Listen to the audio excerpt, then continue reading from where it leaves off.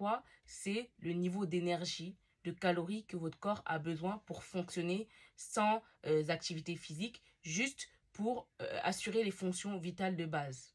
Ok, donc ça, c'est le métabolisme de base. Là, dans mon exemple, j'ai mis 2000 au hasard. Ça veut dire que, par exemple, moi, si je suis une personne, je vais être en maintenance, je veux ni gagner du poids, ni perdre du poids, je dois consommer 2000 calories dans cet exemple-là.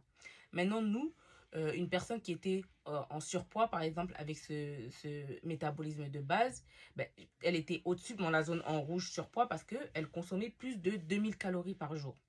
Donc, quand elle s'est lancée dans sa part de poids, elle a calculé son déficit calorique qui lui a dit, là je prends un exemple au hasard, encore une fois, juste pour vous expliquer simplement, qui lui a indiqué, ouais, admettons, si tu veux perdre, je sais pas moi, 500 grammes par semaine, tu dois consommer 1500 calories au lieu de 2000 pour être en déficit et perdre du poids. Mais rappelez-vous, comme je le dis, le corps humain, il est tellement bien fait qu'à partir d'un moment, il s'adapte. Ça veut dire que le 1500 qui est là, à un moment, votre corps, pour votre corps, en fait, ça va devenir la norme. Donc, ça veut dire que à un moment donné, votre métabolisme de base, il va descendre à ce niveau-là. Et à ce niveau-là, ça veut dire que du temps va passer sous les ponts. Vous consommerez toujours 1500 calories par jour, mais au lieu de perdre du poids, en fait, vous allez rester en stagnation. Parce que votre corps, il va penser que le 1500 qui est là, qui était notre déficit quand on s'est lancé dans notre perte de poids, c'est devenu notre nouvelle norme.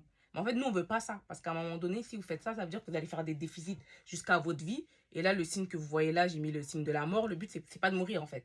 Donc, c'est pour ça que quand vous allez voir qu'arriver à un moment donné dans le temps, vous êtes toujours en déficit, vous consommez vos 1500 calories et que le corps, vous voyez que vous perdez plus de poids, vous êtes en stagnation, ce que vous allez faire, contrairement à ce qu'on peut penser, vous n'allez pas baisser vos niveaux de calories, vous allez remonter à 2000 calories, donc vous allez remanger plus pour montrer à votre corps que, écoute, on n'est pas en danger, il y a à manger, il y a de la nourriture, c'est juste que là, on est entré en déficit pour perdre du poids, mais t'inquiète pas, on n'est pas en mode survie, tout va bien, donc vous allez remonter dans, je sais pas moi, 5-7 jours, on va dire, et ça va un peu choquer votre organisme. Il va dire, ok, tout va bien. Donc là, vous revenez à vos 2000 calories pendant 5-7 jours.